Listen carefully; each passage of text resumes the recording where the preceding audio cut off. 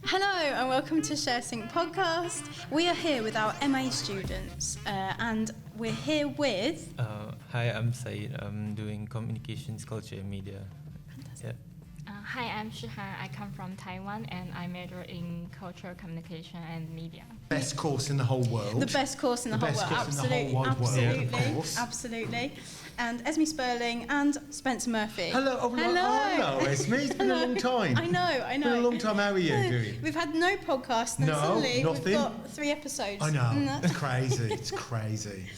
Okay, Saeed, can you tell me what is the topic that you want to discuss today? Me and my friend Shihan, we were discussing about the power and the power of hashtag as a tool in social media. Obviously, because we're like influenced with social media nowadays, and we use social media almost every day and as a part of our daily lives. So Absolutely. it's kind of like a thing where hashtag can be a tool for everyone to use, I think, and create awareness. Yeah. And they use the hashtags in so many different ways, don't they? Yeah. Not just in, as a marketing tool, like you said, but also to spread an awareness of maybe an event or a movement, perhaps. Okay, yeah. And I think we might have spoken about that before, haven't we? Yeah. We recently talked about a movement called Me Too movement in one of our class. So I think that's like a really good way to create an awareness with what especially the women that went through all the sexual harassment at their workplaces. So Yes, so I want to provide some example about Me Too movement in my country because it reached its peak in 2024 in my country. So and more actors lost their job for this issue. So it's really serious. Yes. Because that's the interesting thing for me about the hashtag movement is how it cuts across cultural spaces, countries, nations. A lot of people, from a Western-centric perspective, when you say Me Too, will think that its reach was predominantly like America. Because that's what people are used to. They'll think of the American actresses who came out and told their stories and tagged it. But actually, it reached well beyond that. Yes, It touched all different countries, didn't it? Yeah. Absolutely.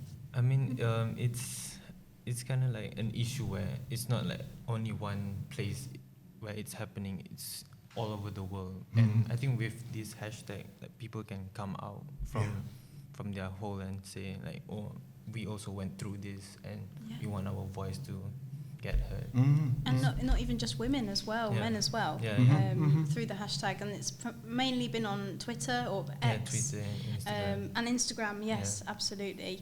And that brings in more of a visual element as well, I guess.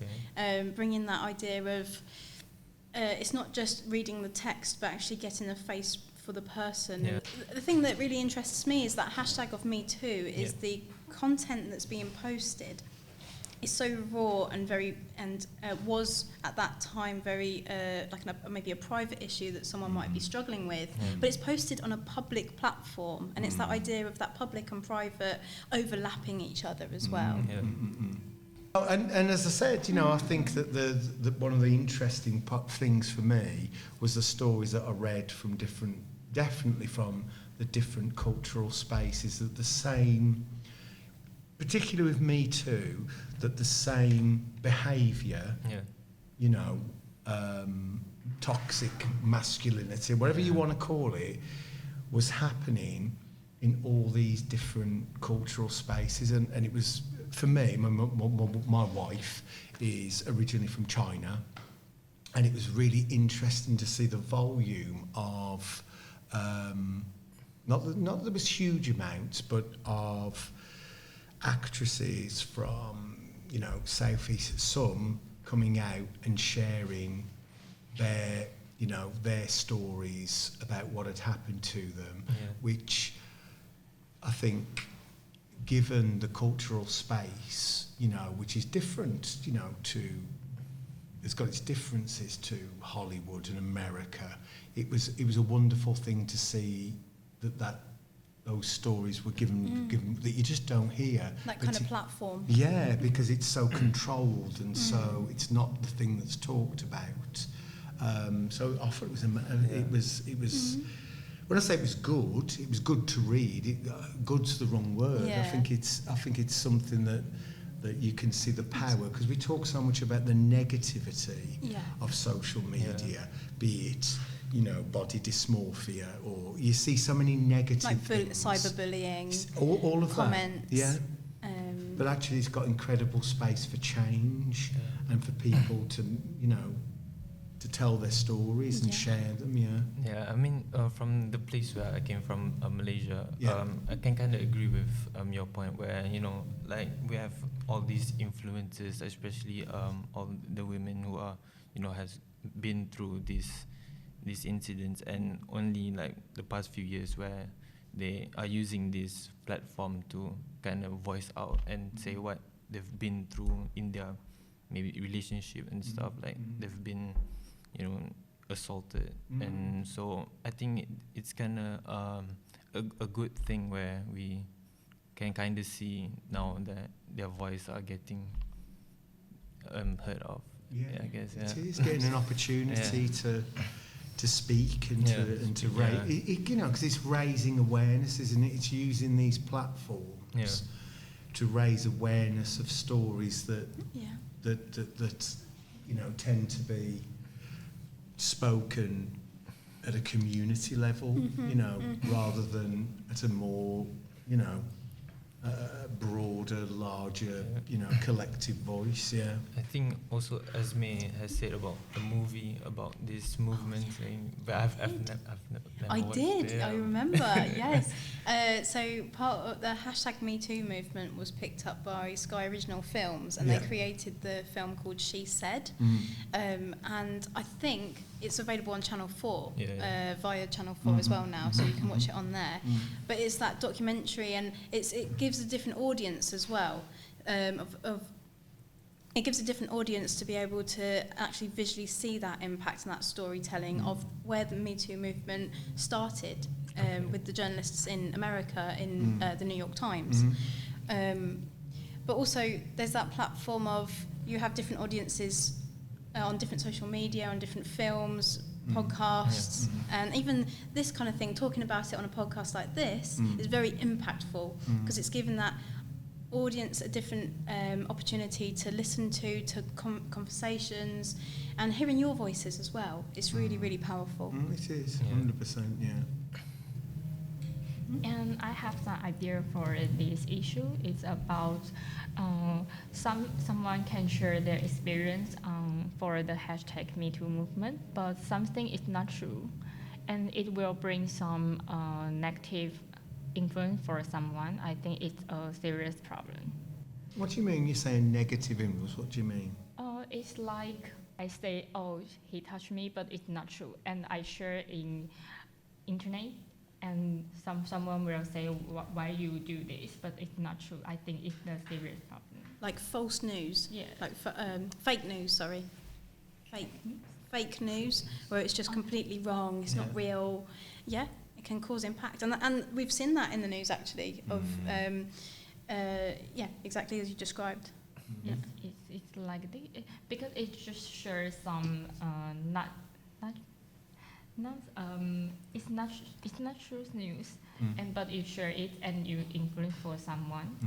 Yes, I think it's the negative impact for this hashtag. Because I mean, on the other side of the coin as well, when you've got the thing with the Me Too movement, is you can also look and see how there's not a negative impact, but there's an impact. You have the rise as well of like the incel kind of toxic masculinity movement rears up and starts talking about the impact this has had on masculinity. You know, your Andrew Tates, and, you know, and these individuals. You know, so it's you've got to look at it all as well. I think it's great for us to celebrate the Me Too, which I'm obviously doing right now, but also that there are responses to it, and there are so it's a very fine balancing act. There's never a right or it's a real melting pot with social media of, yes, we celebrate it, and rightly so, but there's always other voices that can feel marginalised and come out. And also that idea of gatekeeping, or the lack of gatekeeping. So you can go onto your phone right now and just post. Yeah. But post whatever you want almost.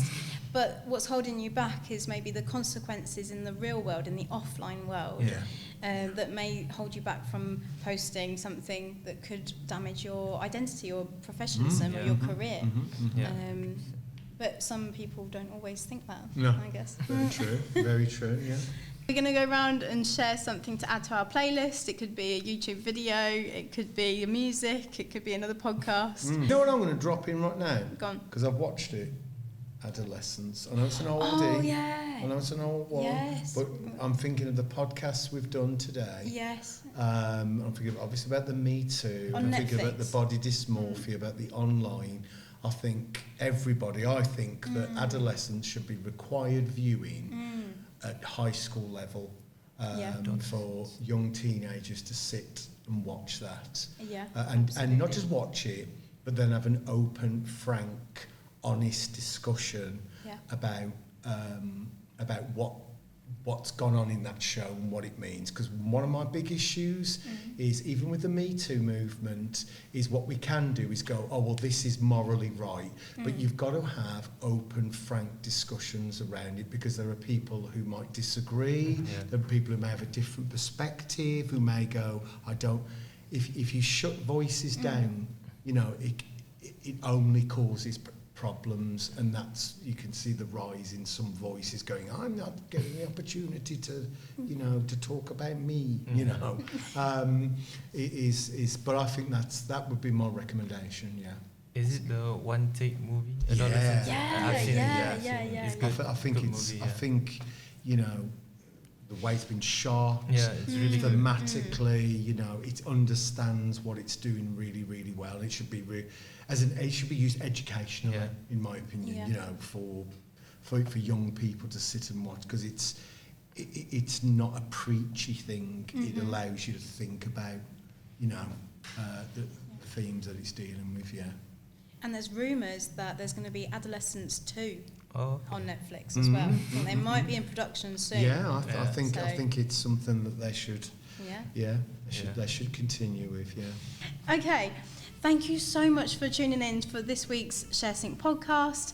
We've been joined by Shihan and Said. Spencer and Esme Sperling. Thank you so much for joining us, and we look forward to continuing these conversations. Definitely. Next week. We're going to talk about it in more detail as well, and I think we're missing a couple as well, so we're going to we're going to have a bigger team to discuss this. More conversations had. Definitely. And we're going to bring along a hashtag to follow or to discuss next week, so stay tuned for that. Okay, thank you so much for joining us on ShareSync podcast. We'll see you next week. Bye-bye.